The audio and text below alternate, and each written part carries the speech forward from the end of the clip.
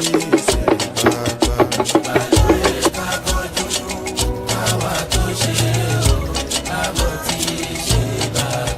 Ìbà ló yẹ ká kọjú káwa tó ṣeré o, ká máa kí ṣe bàbá.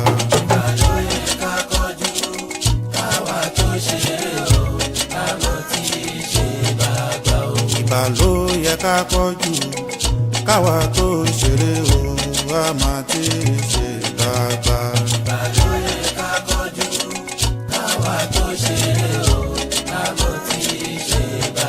Olódùmarè Ifá ẹlẹ́gbára láàlú òrìṣà ńlá olúkòso ọ̀sán yìí o.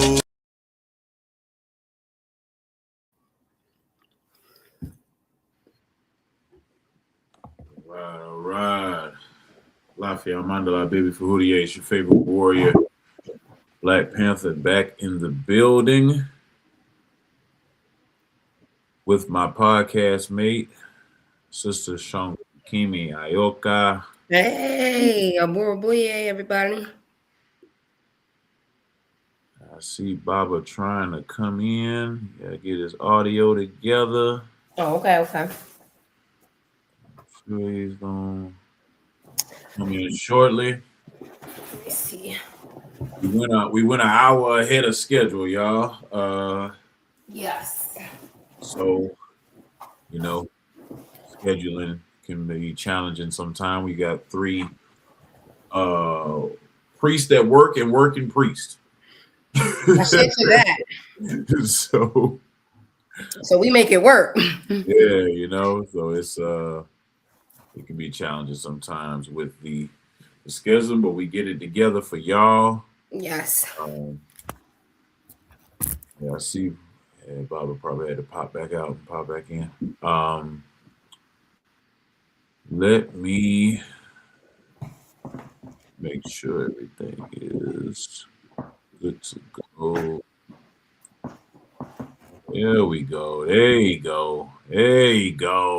Some technical difficulties. I think this technology doesn't want us to be great.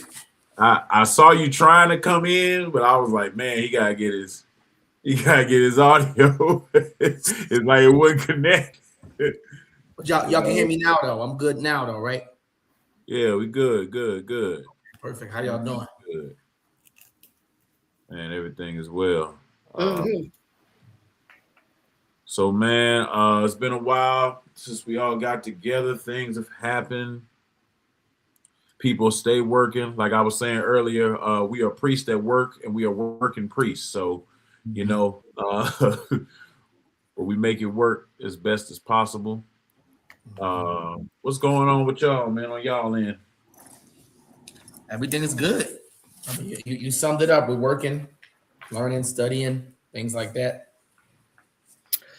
Well, it's been a long week already, but I'm thankful that I have a career and I'm able to do these things that I actually enjoy, whether it's work or play or vice versa. So I'm good. All right. Well, I want to get this out the way because I don't like talking about myself too much. No, let's do that. It's uncomfortable. Since we last convened, went through a type of elevation, if you will, my Ògún society. I got a sort of, I guess you could call, promotion. Hey. Right. So I was formerly known as a Ológun. That was my priest title. I am now known as Baba Ode, which is father of hunters. So went through that recently. So want to get that out the way. I don't want no questions. I don't want no commentary. We just move on to the next. Come on now. Fine. You wouldn't let us move on.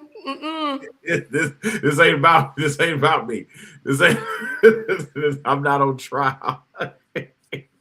Well, I do have a question, since I am also initiated to Ògún, like, by all means. I guess if you can overall speak to the experience of it all, like what, if anything, what could you speak to? Like your feelings? Was this something you always wanted to do? Was this something that maybe came in DAFA, or this was what you were destined to do? Like, how can you sum it all up?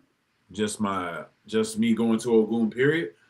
Yeah, the experience from beginning to now where you are now. Well, I think I've said this on a few shows, but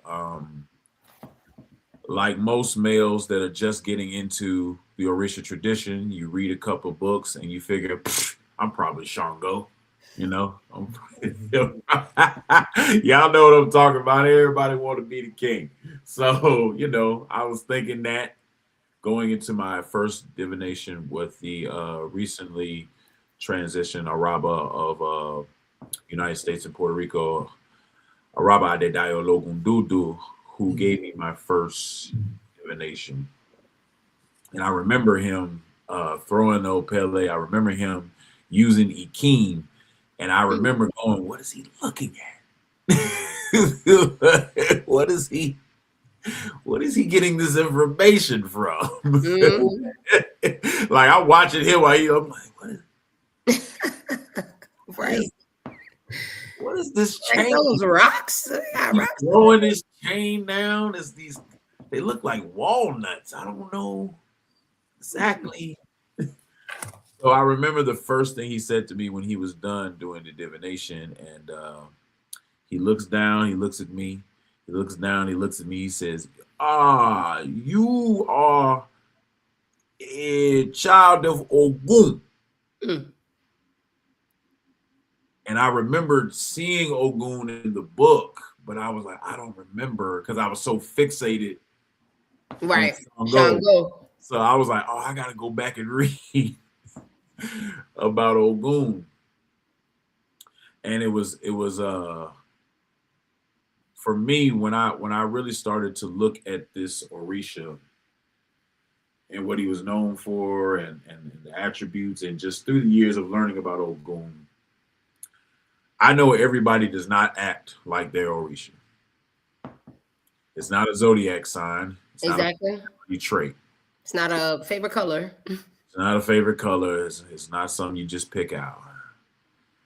But for me, Ògún shows me myself a lot. A whole lot.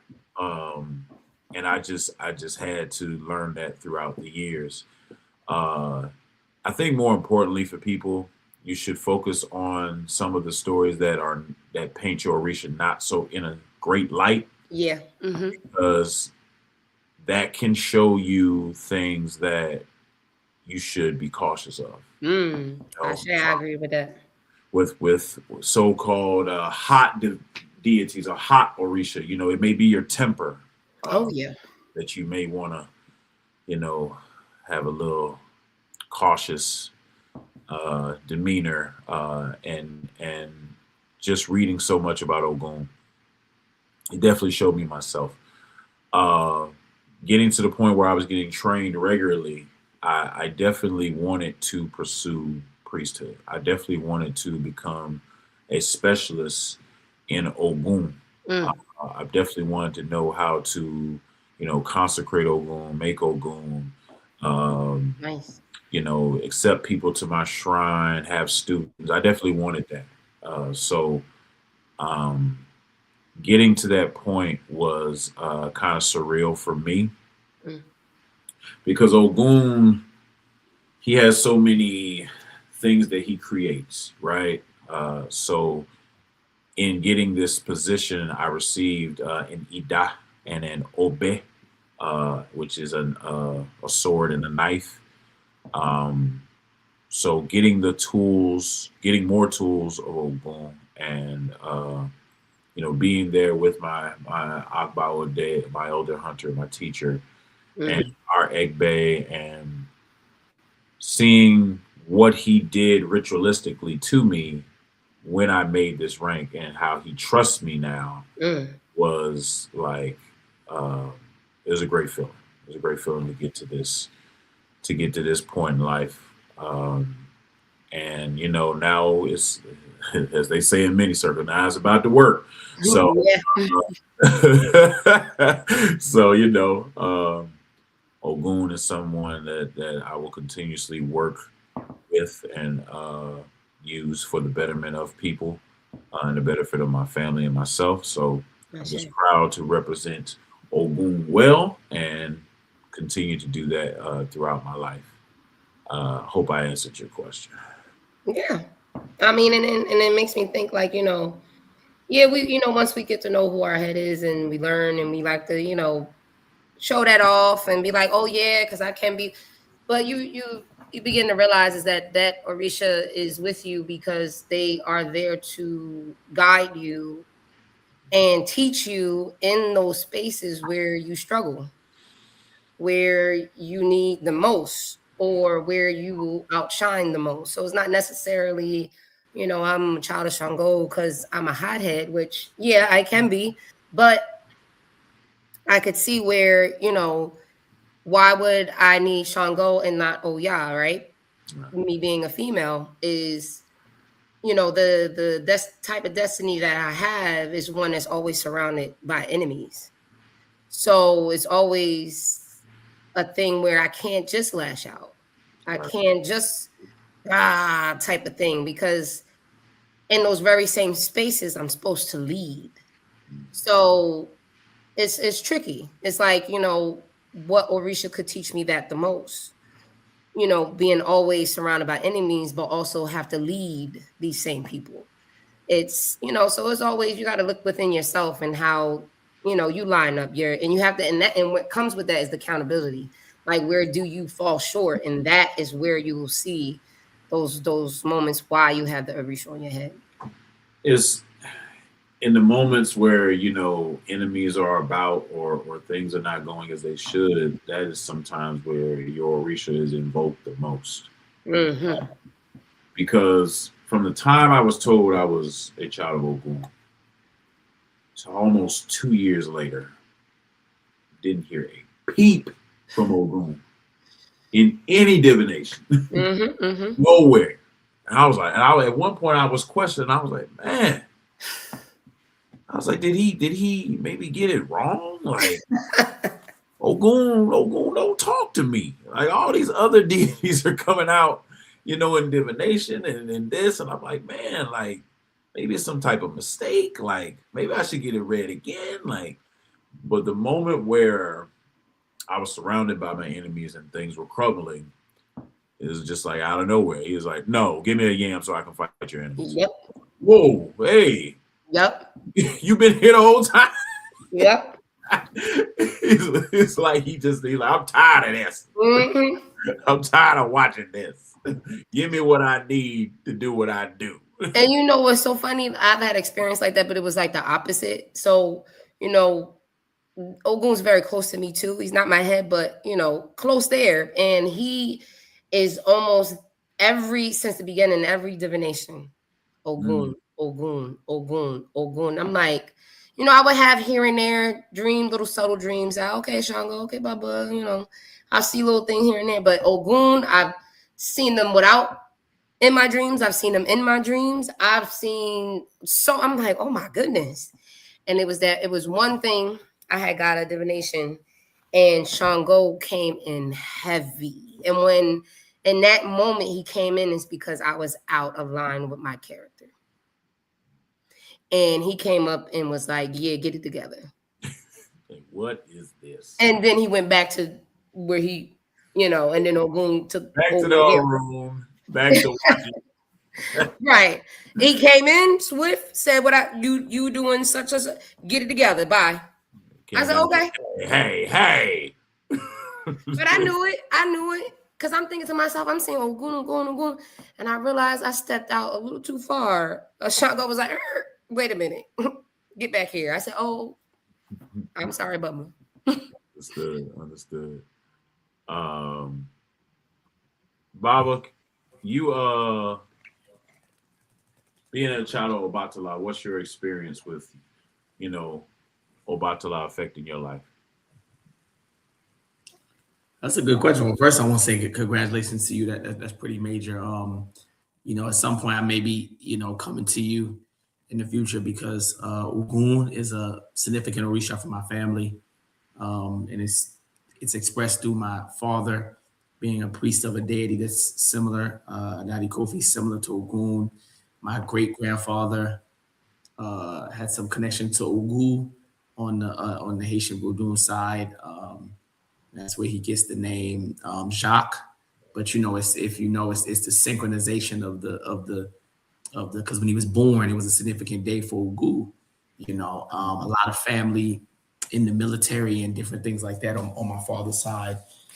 So that's something that I'm always watching you kind of vicariously, like, yo, one day, I'm gonna spin the block and I'm gonna be coming to this brother, to do some Ògún work for sure. So yeah, whatever you ready.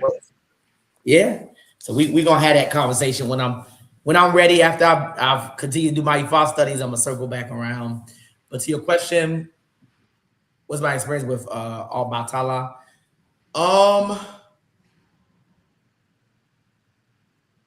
So I would like to do what you're doing, right? Which is get deeper into his specific worship. I have yet to have the chance to do that. I think he's a big part of my life. I venerate him constantly, but I would like to, because as you know, it's the way that we Ifa priests interact with each Orisha can be different than the way that Olorisha interact with that particular Orisha. So if you go spend time with people who Obatala is their main deity, that's their main they go to for everything, it can be a bit of a different interaction. So I would like to do what you're doing. So that's why I admire and respect what you're doing. But yeah, he's just on a personal level from working with him and things like that. Obatala has had a lot of major impacts on my life. Him being the Orisha of purity, white cloth, things like that. All of his offerings that he likes are white, bland, absent of any seasoning, flavor, which can be a bit of the opposite of my personality. I like to, at the time where I got initiated to him in my early 20s, I like to party. I like to be here. I like to very loud, I like to be up in the mix, stuff like that. So having to reel that all the way back in, has kind of been a process because I often feel like we have some of the strongest taboos of any Orisha. That's what I be feeling like. Like we be, I don't know. I be talking to people about some Ògún people have taboos. But I be talking to people about Ògún. No, I agree. Ògún loves drinking. Ògún loves women. Ògún loves Shango loves drums. Shango loves this. Shango loves that. And I'll be like, I'll be jealous. I agree. I was there for because my Agba Ode is also initiated to Obatala, and I was there when he was initiated to Obatala at my Ifa Oluwo's house, and I was there doing his Ita. And when they were saying all them taboos, boy, listen, I fell asleep. They were still naming taboos. I looked at him in his face. I said, you ain't never got to worry about me coming to Obatala. This is a lot of stuff because you have the personal taboos, you have the the lineage taboos, you have the it might be something very specific to your Luos Obatala that's not with you, and it was just so. I was in there like, oh my God! I said, man, wake me when it's time to take the elbow out, because this is crazy. I'm going down. Like we already been working all night. I didn't think the Ita was gonna be that long, but it was, and I was like, is he still getting verses? It can't be more taboos. So yeah, y'all with that bland food and that all of it. That's And I can't go anyway. You know, my Ògún like palm wine. That's a no. And that was one of my favorite. That was one of my favorite drinks. I used to love that. Before I found out that was I was a child of Obatala. I was like, God damn it! Like I can't even. And I some people have it worse than me. I've seen, you know, people close to me, whatever their Odu is. If I was just like, look, you're a child of Obatala. You can't party, you can't drink, you can't smoke, you can't go out late. You just basically need to focus on being a priest and just living a life of purity. And I just sit there like, God damn, like you can't do nothing. Nah. But that's the energy. That's hard to explain to people like outside the culture. Why you don't never come to none of my get-togethers? I can't. I wanna go. I wanna go in there, but I can't. And see, like for me, I don't know. I mean, my Olu always says I'm like a spoiled child of Ifa, I guess, because I'm initiated to Obatala as well, but I was worried. Don't, you know, this just recent. I did last year and I was worried because I like drinking, you know, and I'm a child of Shango, right? But even within that, I'm told to, you know, moderation, don't. Yes. But I'm like, yo, I'm about to do Obatala. Wait a minute, hold on.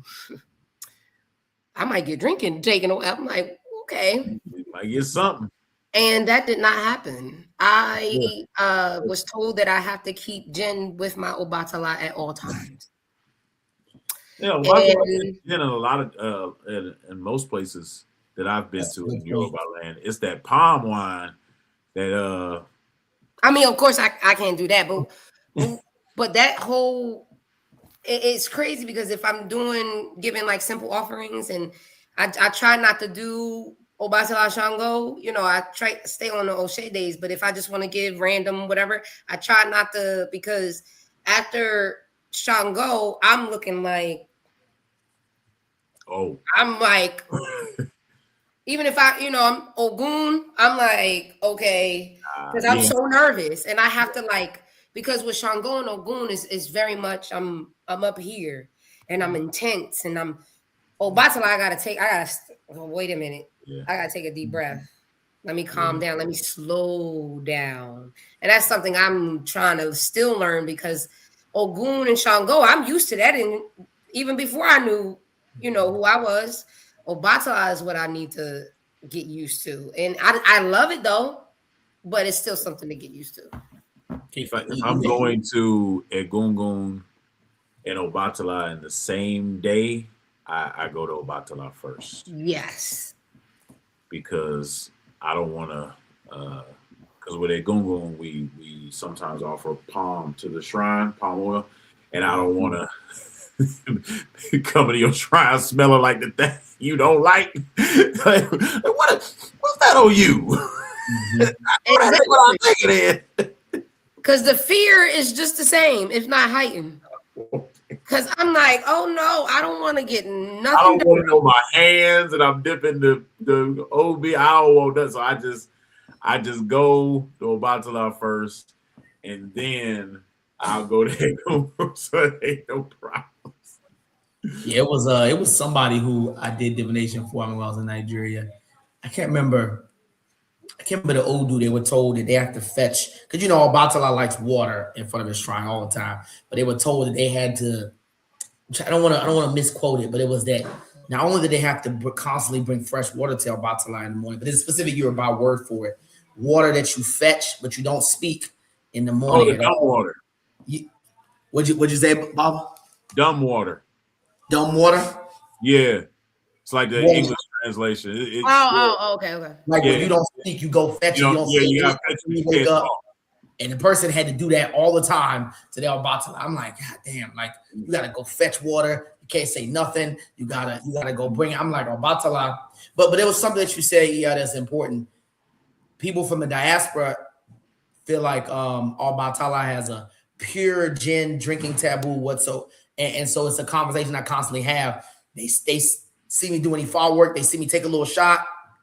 You can drink it. Like, oh no, that's taboo. Or they be like, oh, No. he doesn't take liquor on his shrine at all. I'm like, that's not true. He takes So gin on his shrine. That's just like wearing black too. It's not it's not every child. It's not every, it's not all of their taboos. And people have different paths, different. You got on black right now. I try not to wear black, but today I happen to have it on. I try my best because some have a strict taboo where they can't, and then some don't. It's okay, of course.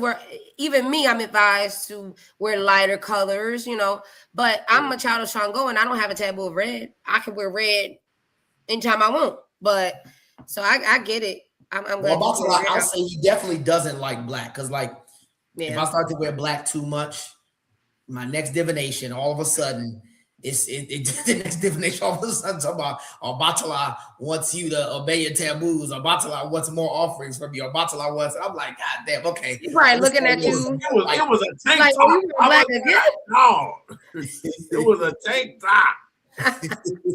You wore black one too many times. Most of my closet is dark, and I got black shirts out the wash. Bro, I used to dress like Blade before. That's me. Well, I have a taboo. I can't wear black. I can't do black. I can do red though. I got a lot of red, but interesting enough, in my Elay this year is red is taboo. So I'm like, I gotta take all the red down and put it away. Life. Look, you lucky you only got it for a year. I got that for life. No red. No, no red, no majority. But if it has like a little. Give me y'all clothes then. Send them over because I have them Monterey. I have them him. Send them over because I can wear it. I can wear it. I can too, but next year. Speaking of taboos, we talked about taboos. People that perform curses and wicked types of work in this tradition. It can a bad or a person with ill intent. It doesn't change just because they get initiated. And some people are going to use their means to try to inflict harm on people for whatever reason. And I've dealt with this personally in my life. People have attacked, my loved ones, and I had to defend them using the tradition. Mm-hmm. And although it was a stressful time, you really see the beauty in the tradition as far as defense work is concerned. Right. When you're in that battle, that spiritual battle with somebody. I remember I had to offer some little blades. Like they're these little I think they call them they're obe, they're knives, but they come with eschw. And I had to offer so many of those blades in a manner on like a riverbank for a protection. And it's just little things that you would never really think about. Exactly. But man, during that period, I really saw the beauty in the poetry of the verses. And they talk about Ephah's fire. Mm-hmm. You'll hear that a lot. Ephah's fire and burn away the enemies and lighting lamps and things of that nature. So it's very, very serious work, but beautiful work at the same time. So what are you guys' experiences with that things of that nature? So I would say, I would say there's definitely that side of the tradition where most competent, Babalawo Yanifa will tell you that aspect of throwing stuff at people, doing things like that definitely exists, but, talking to our Luo, he prefers to just do at ball. He has that knowledge, but he prefers, I'm just going to do my ball. I don't throw things at people. It's just what I do, and so I kind of choose to follow suit in terms of that, and I think you spoke to a good point about, Ifa has so many different nuanced, protection rituals and things like that, that it will mention. I mean, you mentioned a good part about there's a whole class of, plant related verses. Like there's a whole class of plants that have spines, that have poison, that have things like that. And the verses, like you said, will speak about, okay, this is how this plant, was to protect itself, like in a Warren Shogbe, the Yedebe plant, or in Ogbe Okaran is another type of plant. The Ebo would be similar. This plant was being attacked by birds. Like went to Ifa, it now has spikes and it has poisonous sap. So like you said, razors or needles will be included in the airball. You have like a white paste that will be included in the airball to be given an issue that mimics how this plant naturally defends itself. So I can think of, I like that point. I can think of dozens of examples of the essence of how this particular plant defends itself. The airball and the rituals in some way mimic that, or even different animals and things like that, how they defend themselves and things. Like we were just in the Ifa workshop that I did, we were talking about Okaran Sa and how the snake was originally being mistreated and oppressed. It came to Ifa, it got the venom that it uses to defend itself, and it says how the ori of the snake is what it prevents it from being mistreated. There's some medicine, some cuts that are put in the person's head, and the same way the snake defends itself, this is going to allow the person's ori. The snake uses its head to defend the person's ori to repel it. So that's one thing I'll say. That I love about Ifa. That's a good point where like there's so many thousands of little nuanced rituals, that mimic the ashe of how so many different things defend themselves, and then we can use that, to defend ourselves. The last example, just to close out that example I gave about Yedebre. Yedebre is I think the vanilla bean plant on Warren Shogbe. I've never seen it personally because I don't live in Nigeria, but my Yoruba teacher told me you touch it, it really hurts. And but Ifa says that plant was being attacked by birds, and there's some special akoshe was made with the fur of a rat and all the rest of that stuff. And now the birds try to touch it, it's, so similarly. So I think that's a good point. And again, I choose not to engage in attacking people and doing things like that. I just do my airball. I let Ishu, I let Ifa, I let Durisha just handle it for me. And that's the majority of my protection work. Yeah, there's a passage in Ejiokbe that talks about people with ill intent, evil mindsets that try to do work. I think it goes, "Bi Olorun oba she dami, ni mo ense, mi o sebi, mi o bi mora ika sikun ki ma ba leba o siku," and that's talking about it is how my heavenly creator made me that I am acting. I will engage in no evil. I have no bad intention in mind, so that I won't die in poverty. So, Ifa does not condone people that do these ill intentions. They're like you said, protection work is usually the defense against people like this. And you're really putting yourself at risk because there are people that don't go protection route. They go offensive. And if they got the knowledge to do so, like you never know what somebody has. You never know what type of eshu, what type of verses they know, what type of talisman or charm, so it's best to keep your mind on your own destiny and move about. I get if somebody wrongs you, but going to spiritual nature to attack them can get very muddy. It's the same as if you attack somebody physically. You might get them this time, but what about the time you don't see them and they see you? They didn't put hands on you, and now it's an internal back and forth.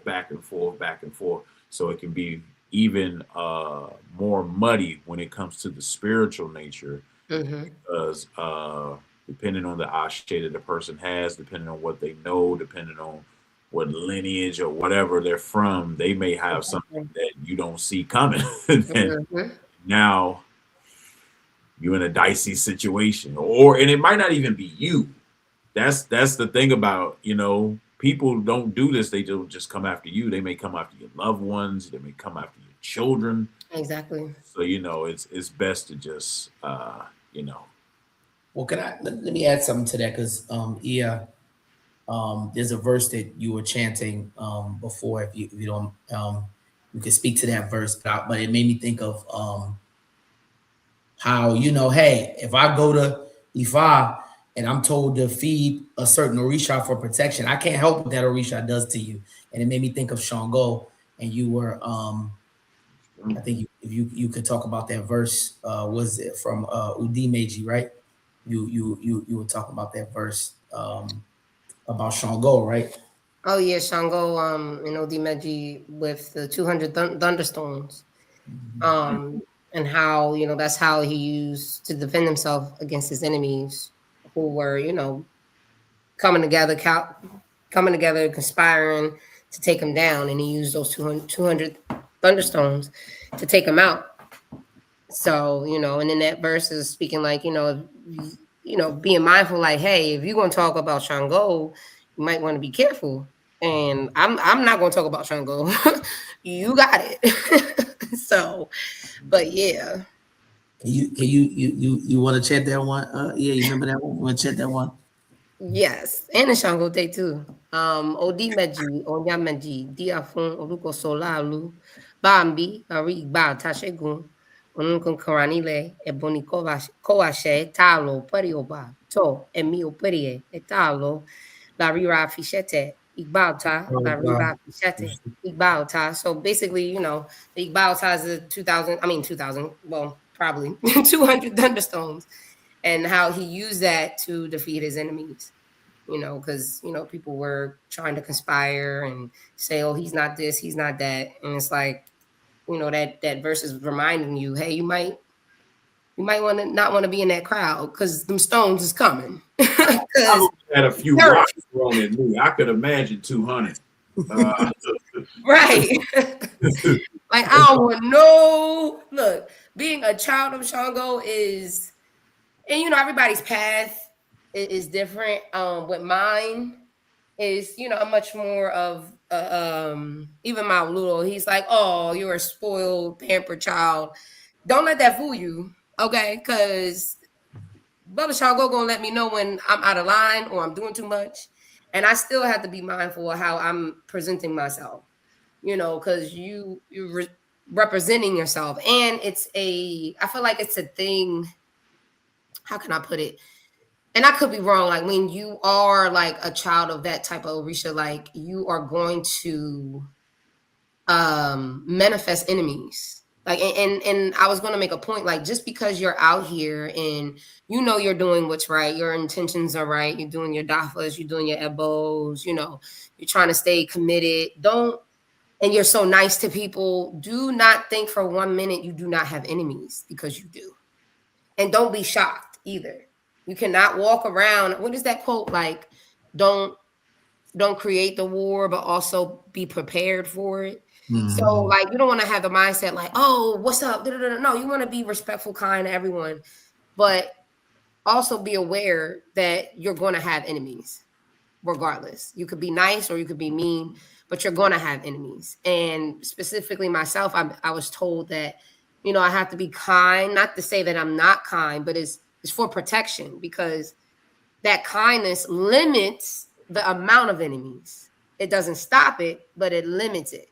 And it's a way I have to carry myself, because I'm told enemies are always going to come. I was just told last year I got a past enemy still trying to get me in this life. And I'm like, what the heck did I do? So I just have to be mindful. That's a lot of what my taboos are. It's not so much like color. You think you did reincarnated and I done forgot. Right. So I have to conduct myself in a way where, I can have that energy, but do I want to fight 10 enemies compared to like 20? Yeah. But the other 10 is what I conjured myself. Is like, but just don't think you have none. Because you gotta have some. You're a person that practices Isheshe in the United States of America. That garners enemies off the bat. We're in a Christian country. And you got to think of your bloodline. You got to think of past lives. You got to think of, curses that may have came down. You never know. You never know. And that's one thing about the tradition. You'll never know these things until you seek the tools of this tradition. Like you'll never know this, somebody has put something spiritually in your path or something in your lineage. Exactly. Is in your way that needs to be rectified unless you seek the tools of this tradition. And I don't say that to scare anybody, but I do say it to say, it's just like a human body. There are people that go their whole lives with conditions and they never knew about the condition until a certain point. I always talk about one of my favorite basketball players, Pistol Pete Maravich. Pistol Pete, this white guy coming up back in the day, man, he could shoot the ball. He was crazy with the handle. He was amazing.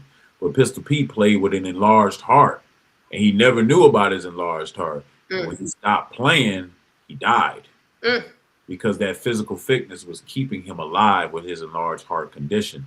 So just think about, spiritually, if he never went to the doctor, the doctors weren't like they were today.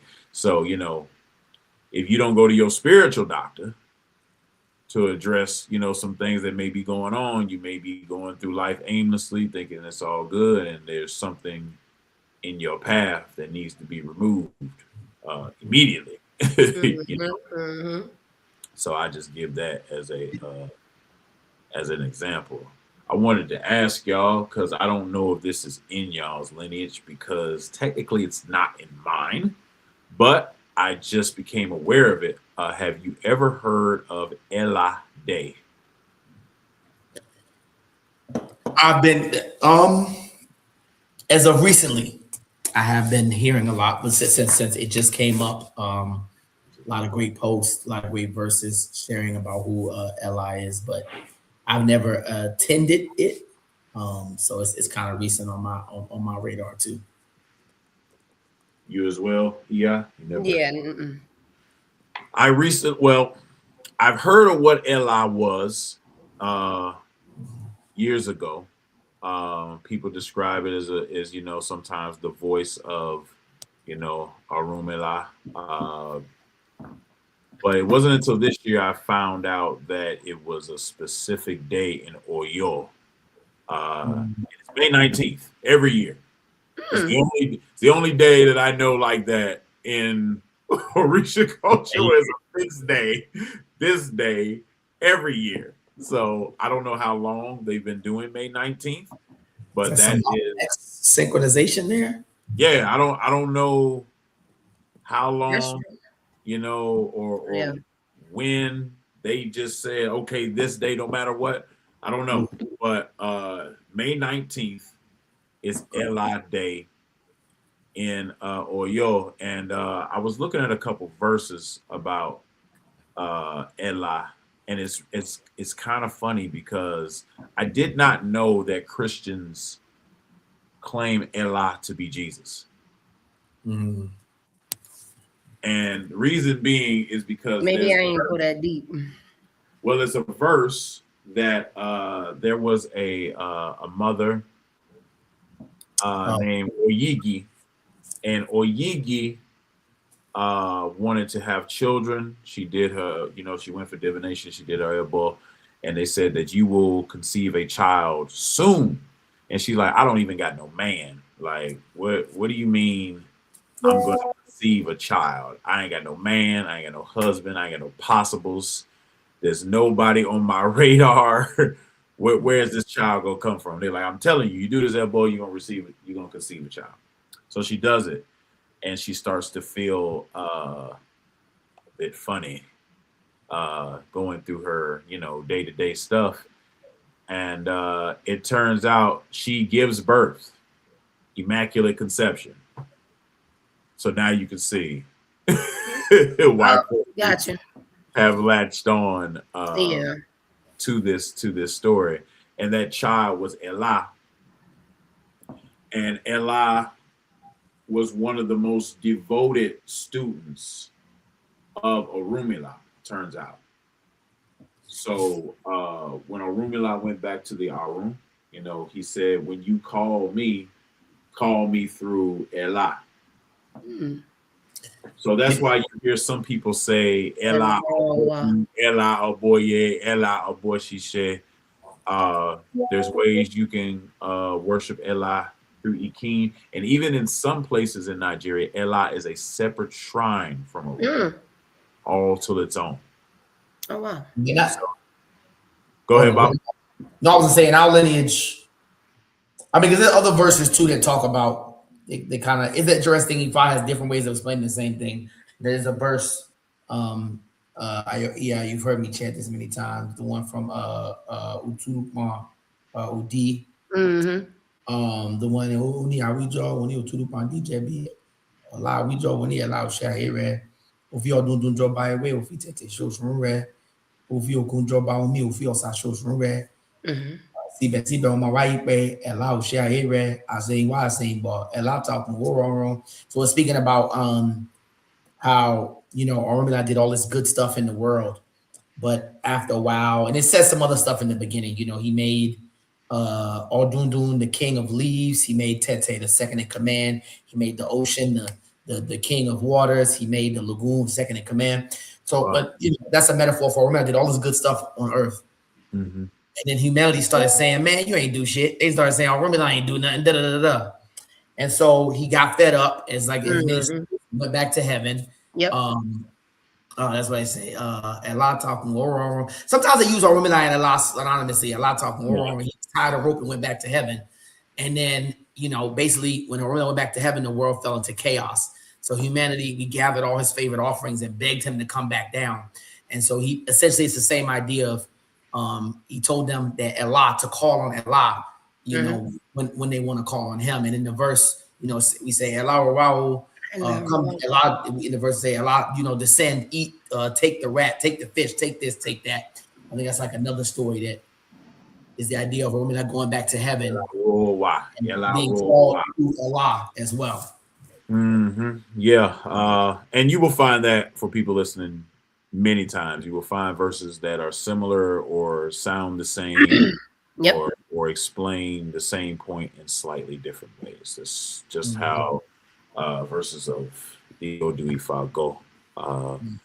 But yeah, that's basically it's very interesting how a deity can be so much more prominent in one area of Yoruba land. And then you go to Yoruba land, another part of Yoruba land, and they be like, "Hey, we know, but right, he ain't really got the juice like that down right. here." You know, sometimes, you know. So it's like, you know, that's one thing that's hard to explain to people starting out, because, you know, when you say Shango, they'll be like, "Oh yeah, Shango must be the man everywhere." And then you go to Ile-Ife and you hear a bunch of Oramfe stuff. And you be like, man, but they talk about lightning, they talk about fire. That's Shango. Like, well, their deities. He like him, but you know, he's ain't really, you know. You go to Ketu, you see Akbona, you be like, man, that's got to be Shango. They got a relationship, but you know, like that's they one. Maybe cousins. Yeah, like there's so many fire and lightning deities. Like, you know, and I'm like, man, Shango is the most popular of them all, but there's so many others that, you know, people may or may not know about. So it's you know what I find interesting too, and maybe because this is because of different lineages, which I respect, but I've met a couple people and they're like, "Oh yeah, who's your?" You know, and I'm like, "Oh, I'm child of Shango," and they're like, "Impossible," and I'm looking at them like, what do you mean? And they'll be like, "No, you have to be Oya," and I'm like, "No, I'm Shango. I'm very much Shango." I know why. Even in like some lineages in Africa would have the same reaction. I'm just like, what do you mean impossible? It's very much possible. Yeah. And we're out here. I've heard it before. I don't know. Some people that's just their way of thinking. Yeah. You know, they do that with Ògún too.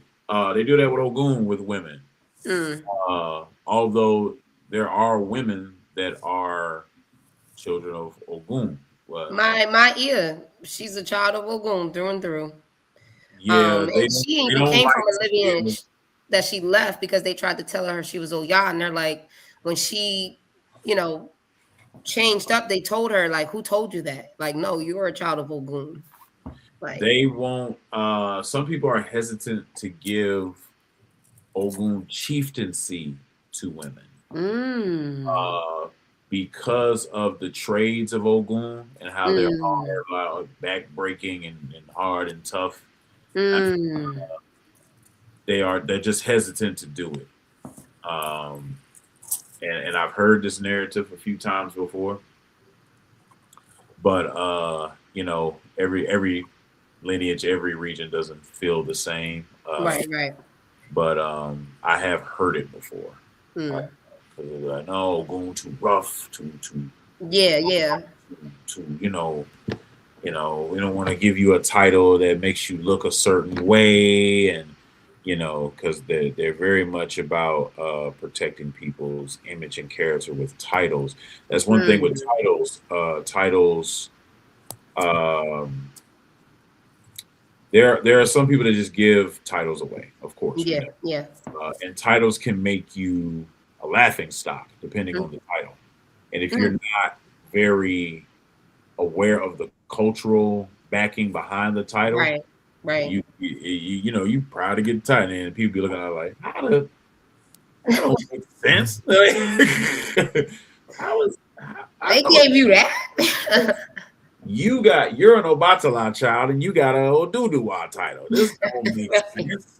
Like, wait a minute, hold on. Like, so, you know, there are little things in the culture like that, that, you know, some people have their opinions. Right. I get that.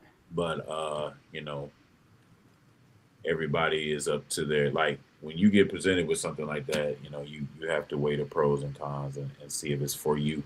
Right. When they offer you something like that. But yeah, I have heard those narratives. Mostly I've heard the most popular one I've heard is in Cuba, where if you're a dark-skinned woman, they will automatically say that you're Yemaya. Oh, Yim. Oh, okay. And if you're a light-skinned woman, right. You know they're gonna make sure that you Oshun. So, it's the mammy stereotypes that people have. Basically. Black women. Yeah. So that's the most popular one I've seen. So when I see dark-skinned women going to Cuba, I'm like, she gonna come back yet. Sure enough. I'm like, why she could be nothing else? Like, right. Hey, come on. Right, walking around here, a whole child of Ògún. Man, it's just crazy sometimes. In you guys' lineage, do you have what is called Iwo Afoshe, or what we commonly refer to as Ashe horns? Yeah. Yeah, this is like a horn. It has medicines in it, so like it amplifies whatever you pray, whatever you speak into. Yeah, we have those definitely in our lineage. Yeah, I recently found out that these can come in various shapes and sizes. That some Ashe horns are bigger than others. Is there any significance with it, or is just? Well, there's Iwo Afoshe. Then there's one that's like a different, like it's an Ashe horn, but there's a different name. It's Olubohun. It's a different type of horn, a little more aggressive. Gotcha. A little more aggressive in the manifestation type, but they're both horns. And there's a name because hunters carry these, and they have like they carry them away from their shrines. Like they don't stay with their shrines. And the place is called like a house of power or something like that. Yeah, when I was in Atlanta, that was a good just to give a practical example, I was in Atlanta for the New Year's stuff at Ye's Botanica. You know, When you ain't tell me you was going to, you just kind of popped up. It was spur of the moment. Spur of the moment. I was like, you know what? I'm here. I was like, what's going on, y'all? I tell you what, he's sticking to that story. I tell you that. He's sticking. Oh yeah. But look, they pulled out all the afro-shades and things like that to say prayers for everyone for the new year. So they pulled them all out. You know, people chanted different verses, things like that. You know, to amplify the you know, what they were praying for and things like that. Yeah, definitely, and it's I want to get more into that because I only see them wrapped in red, which is interesting. Me too. Yeah. I've never seen them in anything else. And I know they're associated with hunters. I know you see them. You'll even see some egungun with them in their hands. Mm. You know, it's a very it's more common than I thought they were. Mm. So I definitely want to get more into that. But yeah, it's there are even verses that talk about it. There's one verse in particular that, as you mentioned, Shango and Oya, where Shango sent Oya to retrieve a horn. But they told her, you know, be careful with this horn. Be careful, you know, to speak into it, this, that, and the third. And they talk about her touching her tongue to the horn 3 times and blowing on it.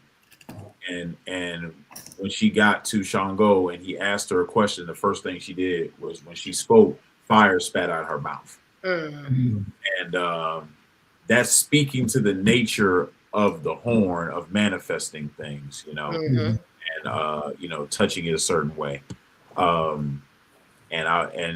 it was a lesson for Shango, like, to retrieve something of such power, like, you know, send You gotta somebody. do it yourself. You go do it yourself. So, and I don't know if that's the same old do or not, but I've heard it on do where it said it advised the man, don't send your wife to do a mission. You must do it yourself. I don't know. I remember it, but I can't remember what do it that was. even if she insists, because my wife, right. Right.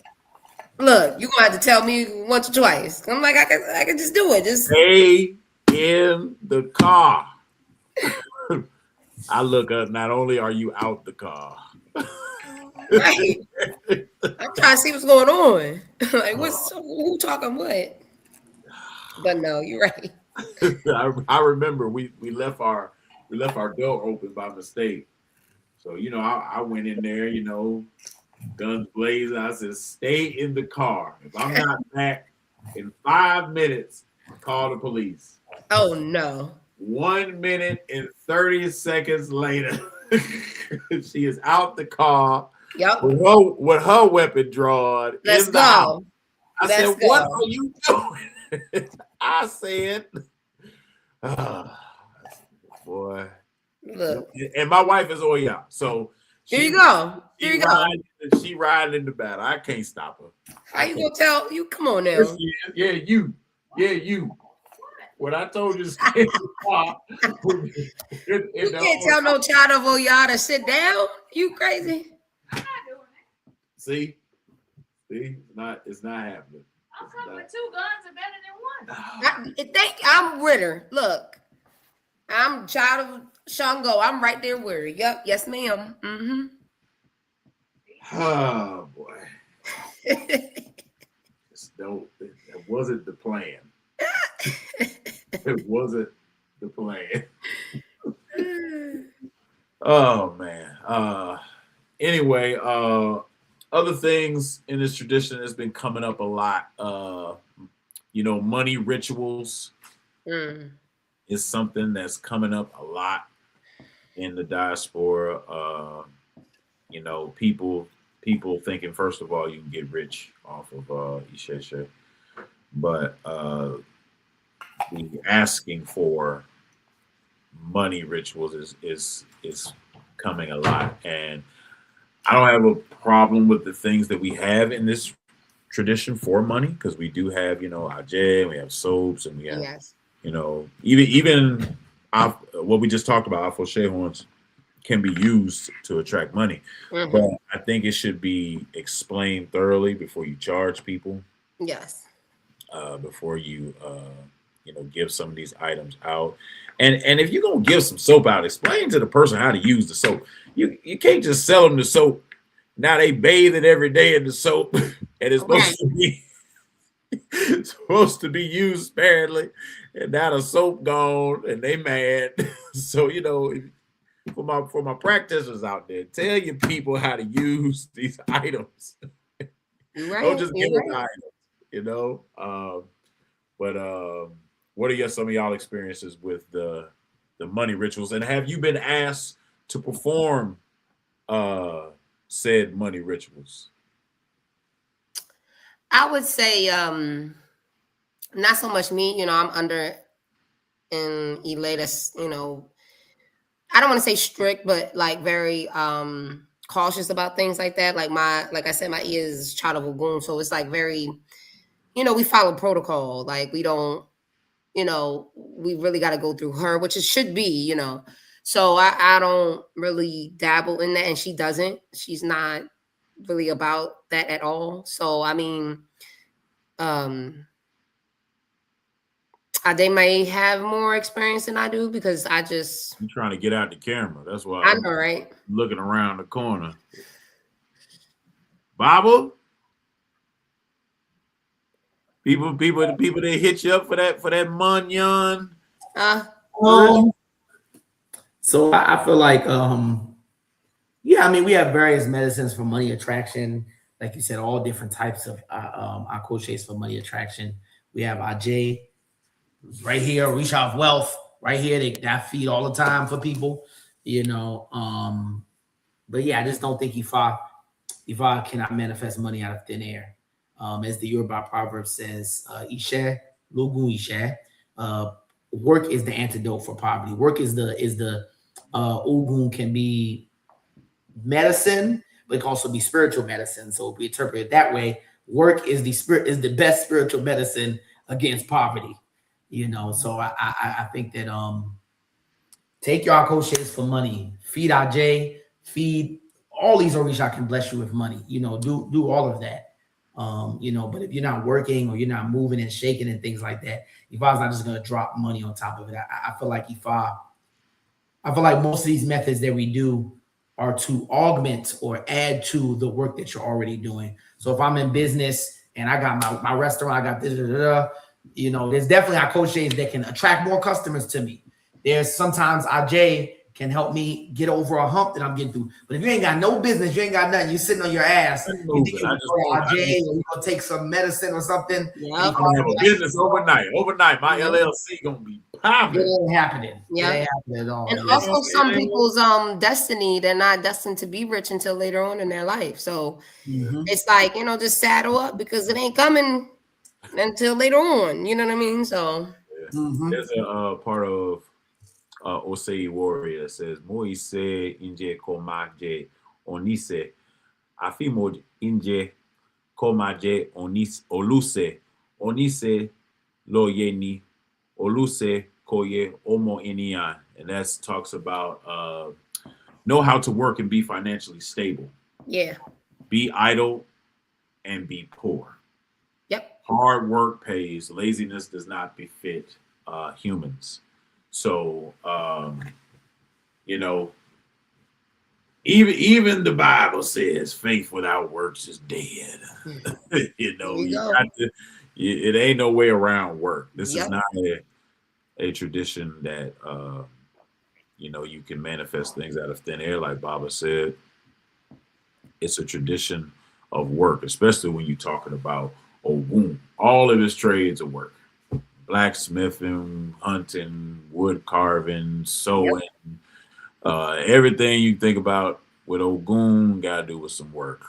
Farming, work. Even going to war is work. It's work. Even I would say, even on how to handle his implements is work. Work. You have to like You know, because what I do, I have to make sure I know what I'm doing. I have to, unload, load, clean. I have to know what that is in order to protect myself. All the Ogun's implements, you can seriously like hurt yourself. Exactly. If you're not qualified and you're not paying attention. If you blacksmithing, and you got to pay attention. Exactly. Same thing with sharpening a sword or even sewing. You can prick your finger or shooting weapons. You got to be cognizant. So it's all of his traditions denote intentionality and attentiveness and work. And that's like with fire, you can't control it. You have to be cautious, right? And you can use certain things to at a distance let it go down, right? But you got to be mindful. You got to be smart. You can't just go diving in there because you're done. Yep, absolutely. Well, Baba, I knew you was gonna give me a political answer on the money rituals, but I got something for you now. Talk to me. Have you ever got one of them love spell requests? I got you now. Not as of yet. I be seeing Babalaos online doing it, and I be wondering. Sometimes I be wondering. I be like, hey, how which Odu is that? I be wondering sometimes. They be doing what Odu is that? And it could be real. There's so many medicines, but it seems like everybody want to be tying two statues together with threads. And I don't understand that. I just be like, I've asked about it, and what I've been told is that's called Afiri medicine. It's when you tie two statues, male and female. They tie them together with a certain color of yarn. And, you can do rituals for two people. But the way it was explained to me is, it's not like they whammy you and you're going to wake up and just be like, oh, I love this person. Yeah. I don't know how I couldn't see it before. I'd have to be with them. From what I've been told, you may think about this person for, a period of time. But it can't change your mind if you don't have any feelings for this person whatsoever. You can't just Men in Black you, right?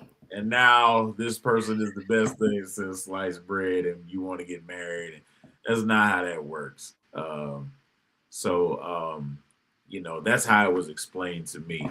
Because I used to wonder the same thing. I've seen the stuff for many years on Instagram, the tying of the statues, the soaps that claim this, the crochet that claim that. But I will say it can come up also for married couples that are going through rough patches. Yeah. So I have seen it. I've seen Odu, and I think we were talking about Odu, me and you, Baba, where they talk about those Odu that talk about intimacy and may describe sexual positions. So it's those come up. Like people think that. Listen, if it's something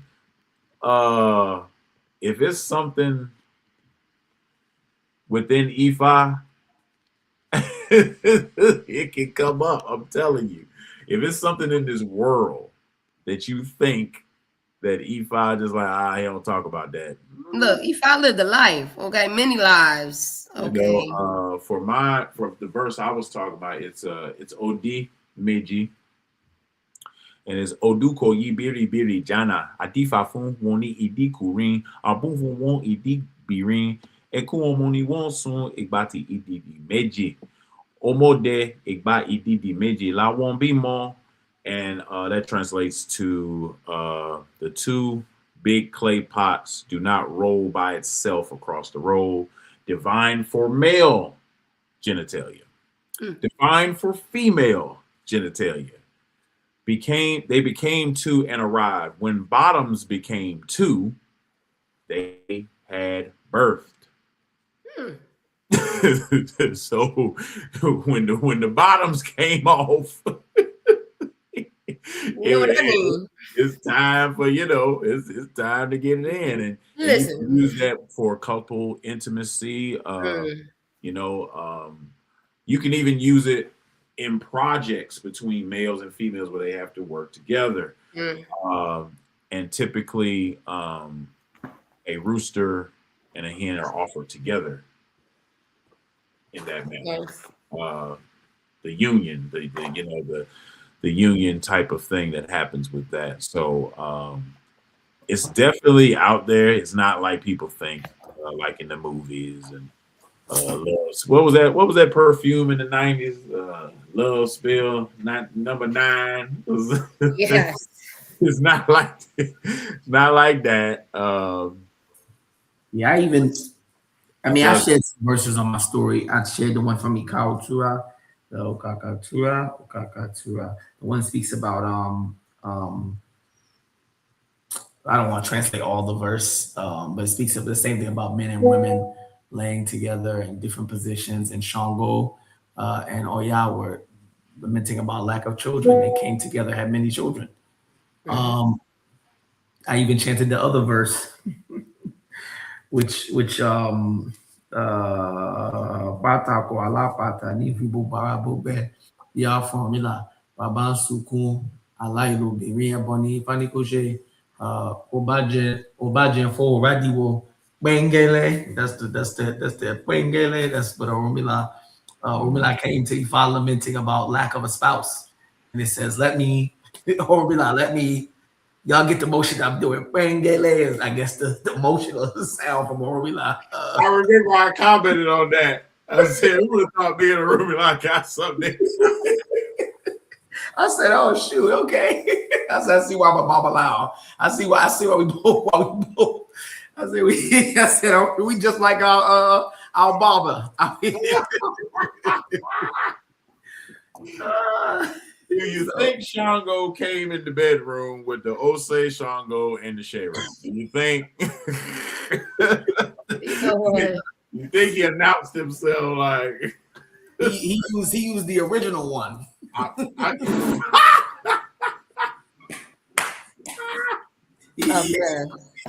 good one.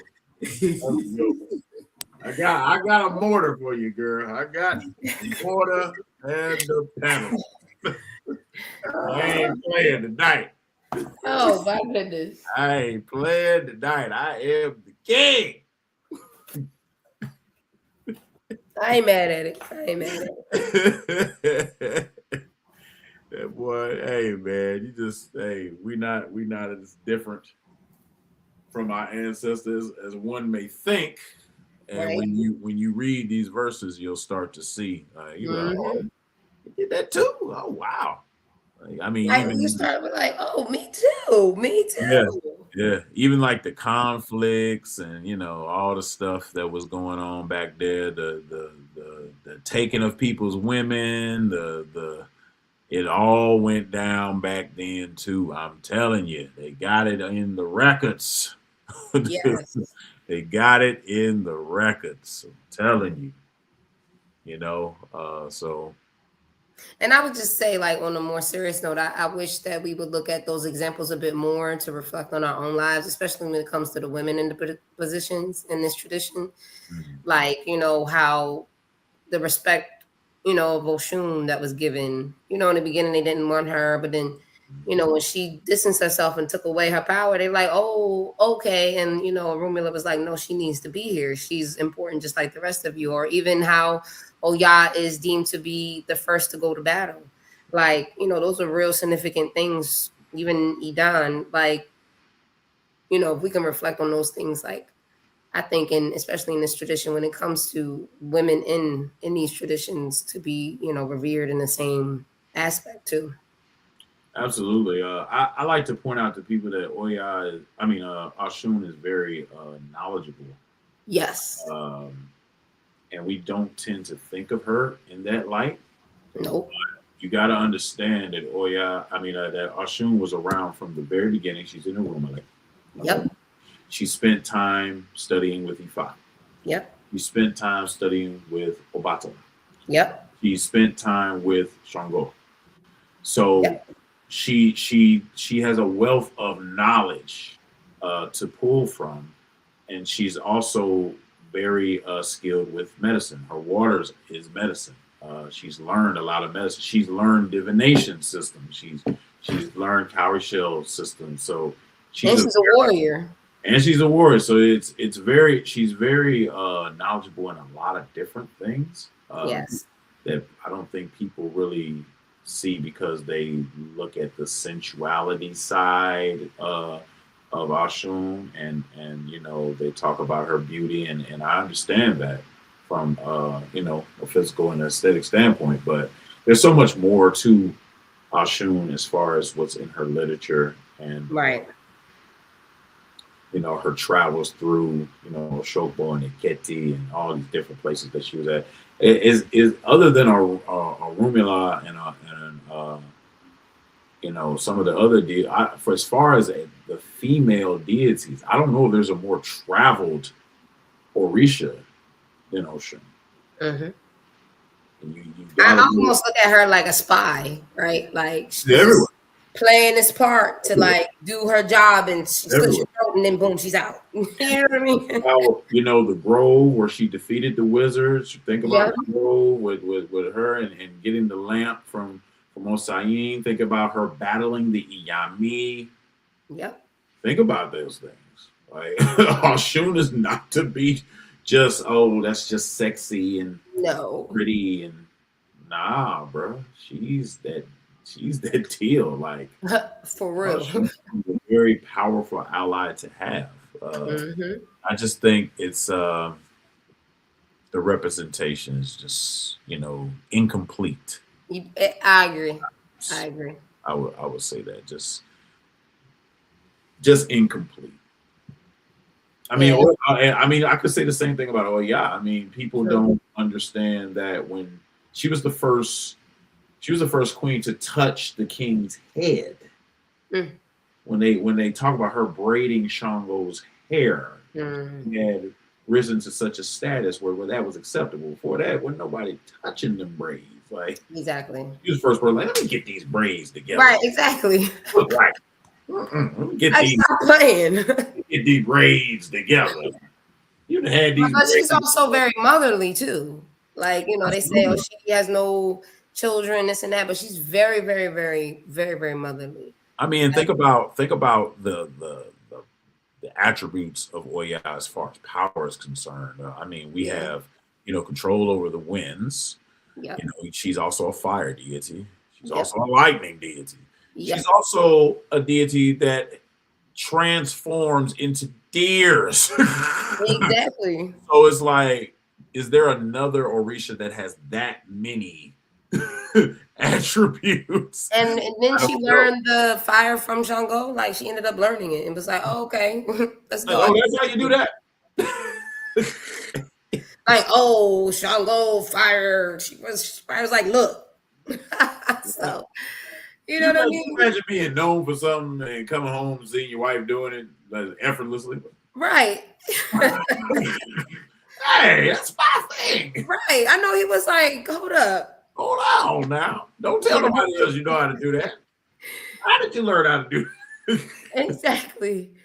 And I mean, there's songs that talk about her being stronger than her husband. Yep. So, you know, people, another narrative to me that's kind of incomplete. We don't really, we tend to just think of like storms or you know, winds, but right. You know, it's not that, and I tell people it's not that she just creates these winds. She knows their names, right? And she knows, she has commands over these winds. So it's like you got to put some respect. And I think that's also with like Shango, Ogun, and even Obatala. I think those stories are a bit incomplete because we just give them that one title or that one look, like Ogun, Shango. Some stories. You know, but they actually have some real deep, you know, thoughtful stories where war or blood is not even involved. And a lot of it is like, you know, dealing with some deep things in life on how to like really react when you don't have to go to war, when you don't, you can't rely on being the king. You got to rely on humbling yourself and treating people fairly. Like they have, I think those are a bit incomplete themselves too. Batala constantly reminds me of like effortless power. Like you don't have to get mad and riled up. Like he is just, his words manifest and that's it. Like there's a story where he helped a town stop like a plague, but then the town started disrespecting him. He put the whole town to sleep. Everybody night. Yeah, right. All right. Exactly. Whoa. So it's like we really got to dig into those, the literature and the Odu and the songs and all the things that come with these Orisha, because there's so much like knowledge about who and what they were and are. Exactly. That can aid us in our prayers, because if you know this deity is known for this or can do this or has done this, you know what to metaphorically ask for. It's very important when you're doing work for other people and for yourself. That's true. That's true. Mama, what are you tying up over there? So I'm in the middle of, I'm half between a divination and the call. And I realize I scheduled, so I'm over here like I'm sorry, y'all. Say it ain't so. Say it ain't so.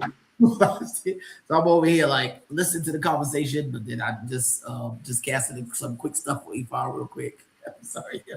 Now I know why this 7 o'clock time came out of nowhere. Nah. You said it. Look, you said in the beginning. You said we're working priests. That's what you said in the beginning. I didn't mean now. Good God. But no, we good. It's just for a family member, so we good. They understand. They understand about a podcast, so we good. But it's a good conversation, though, y'all. Good conversation. Yeah, man. It's definitely. I want you to tell that story that you told on your page. I think it was Ose Meiji. About Orunmila when he was wrestling. I want you to tell that story. Oh yeah. So I know it's a couple different versions, but they all speak of the same outcome, same reasoning. But it was a time where Orunmila was like, wrestling, and like no one could throw him down, and he ended up, announcing, and he wanted, I think it was like 3 or 4 opponents. And one of the opponents was like the undisputed wrestler. So it was this big old thing where he threw all of them down, including the one that was the undisputed champ. And, naturally, Orunmila became the champ. And everybody, the community was like, yeah, you get the recognition. But all of that was silent when he got home. Because when he got home, his wife was upset. Because she's like, you're not taking care of home. Where's the money? Like, you got all these titles, everybody praising you, but we struggling, we hungry, we need money. We need money for these kids, we need money for the house. You're not providing. Like, you need to get this together. So, just saw the strength of how upset his wife was, and also that he knew he wasn't taking care of home. He did divination, and it came out that the Awo told him he's not using his intellect and just relying on his straight strength. And in order to be successful overall in this life, and not just in one aspect, especially when it came to his family, and said you need to think more, you need to use more of your intellect and allow people to throw you down. Because if you make this announcement and say, hey, you can throw me down, which essentially how they translated is the throwing, the casting when you throw the Apwele. So he took, of course, Ebo. We all know it was always Ebo. but it's also that advice that, you know, he took and he made the announcement, you know, for people to come, because of course you get a chance to throw the undisputed champion down, people won't pay. And that's what the owl told him. He said people will pay anything for that. So, you know, just for that recognition and to be able to say, hey, I threw, you know what I mean? But what Orunmila realized is that once he was allowing people to throw him down, they also had concerns.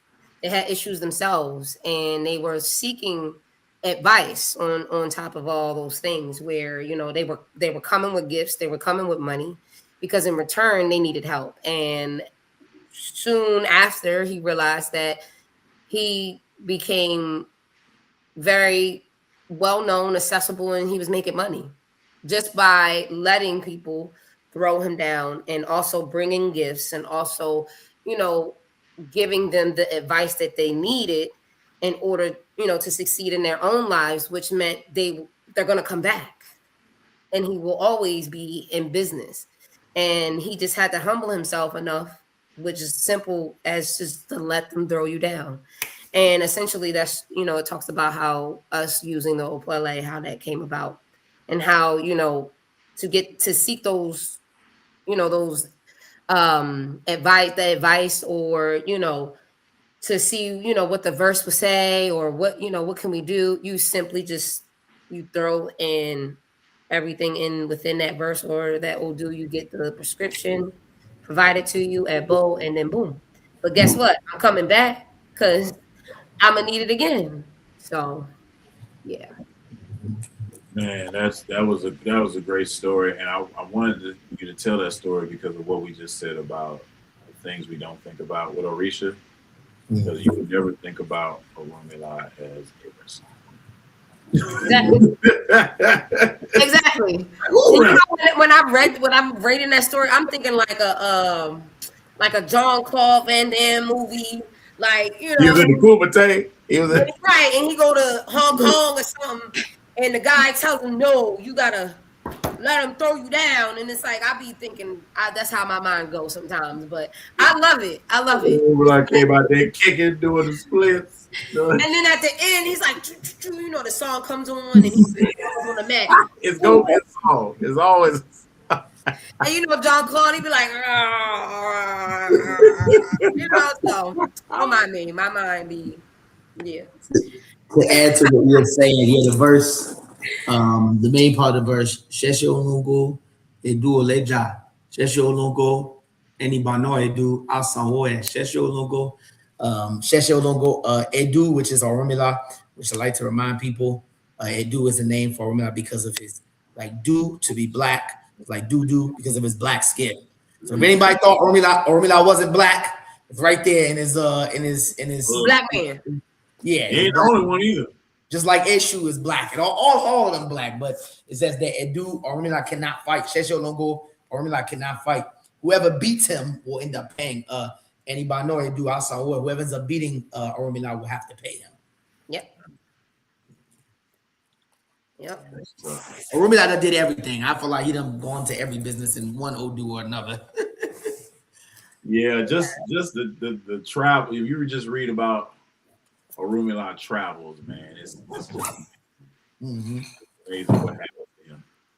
Orunmila be somewhere just doing some work for somebody. They didn't gave him their daughters and He be on side. Listen. Like they didn't give this man everything, you know. I can't remember what verse it was, but it was one where Orunmila had been gone for so long, and his wife, she was holding it down though, and everybody was trying to like get her to be like, you know, Orunmila ain't coming back. You need to be with me. Orunmila. Oh, and what is that? You know, Orunmila's never. I can't remember. And he said one day he just showed back up with all these witches. Yep. She said they say it was like maybe 2-3 years. He's gone. Ain't like he could call you, you know. Right. Just show back up with all the money, and all. But she stayed true, and you know, when she went for divination, it told her stay true, stay rooted, stay locked in. And, yep. She did that, boy, in Orunmila. Hey, honey, I got everything. Listen, she probably was still pissed though. I ain't gonna hold you. Shoot. Come Like, on, yeah, I'm baby. happy, but Come on, baby. You know my job.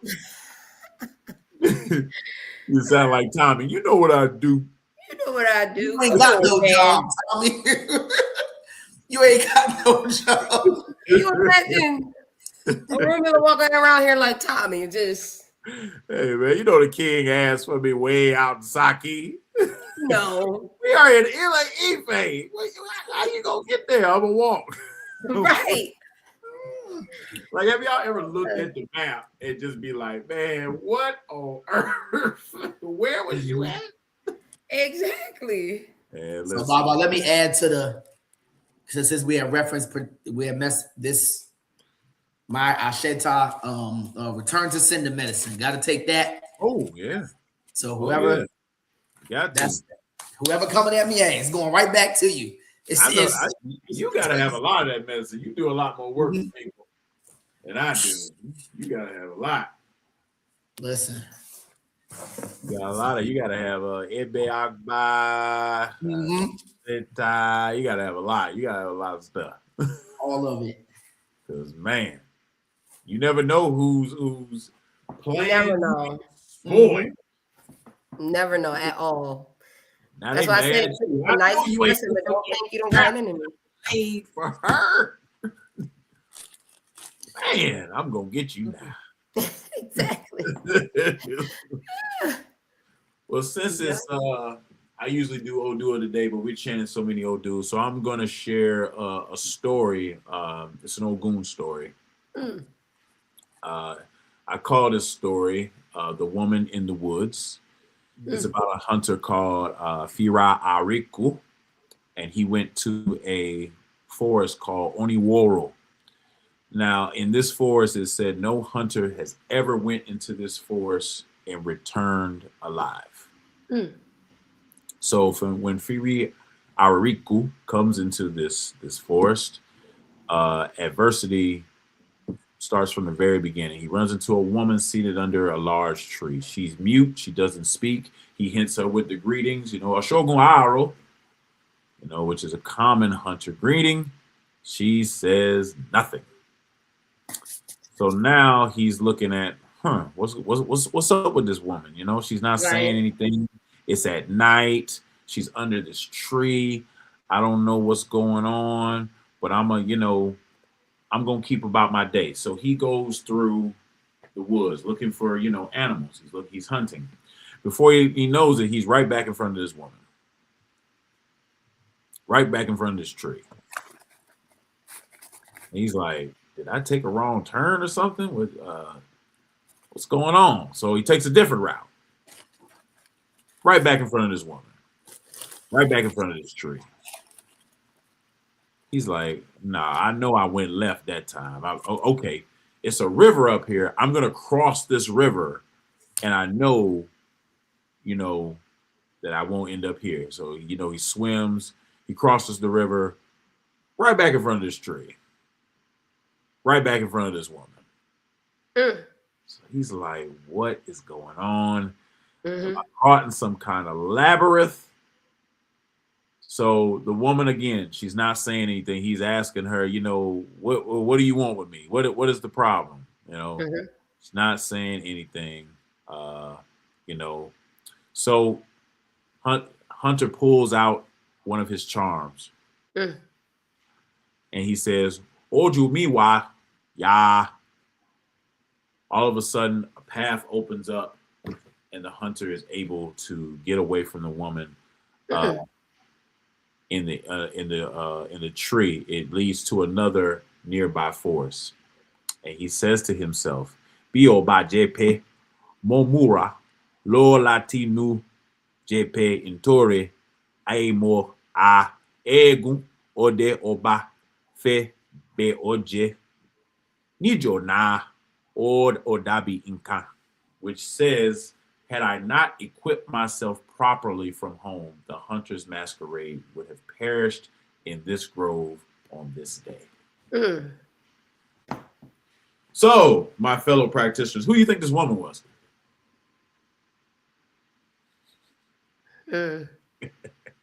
That's a good question. Oh, it's an easy answer. Is it? Don't think who, think what. The Iroko tree? She's an Iyami. Oh, okay, got you.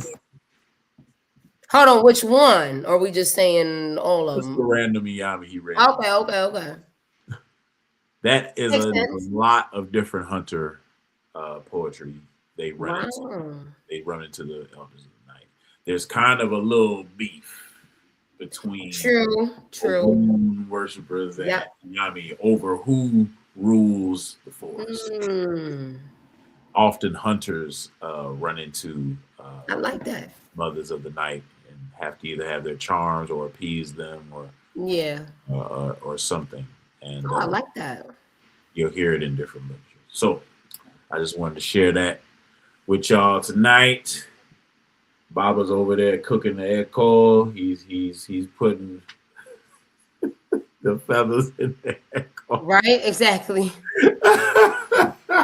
Yeah. I'm about to say, show it. What's the Oh, but hopefully everything is is sanctioned, accepted, and manifest on his end. Again, thank y'all for coming out. Another great episode. Yes. And definitely. And again, congratulations to you. We'll do it for Paul. Yeah. Yes. Thank you very much. Like I said, now the work begins. So. And I pray for much upliftment and elevation and success and clients and money and all the things you're desiring and that you deserve. I share. And the same to you, the same to Baba. So, gonna keep this thing going. Episode 5, episode 6 coming next month. Hope y'all join us, man. Definitely let us know what y'all interested in, hearing or talk about, want to learn, Yeah, hit me up. Go to the Instagram, the Owl Meta podcast. Support Brother Adetayo's website that I put in the description. He's got a calendar on there. Yep. He's got games to help you learn Odu. He got all types of stuff on his website. And of course, I have my book. And just hit us up with your ideas. And I also make soaps. I do have a website, but mostly it probably be on Baba Ifakarede's website as well. So okay, absolutely. So yeah, you need some soaps, man. Go on the website, see what you're interested in, and hit us up, man. Whatever y'all want to learn, we post almost daily on the Our Mental Podcast story. Different Odu. Different things in the tradition, different things. Hey, Iya.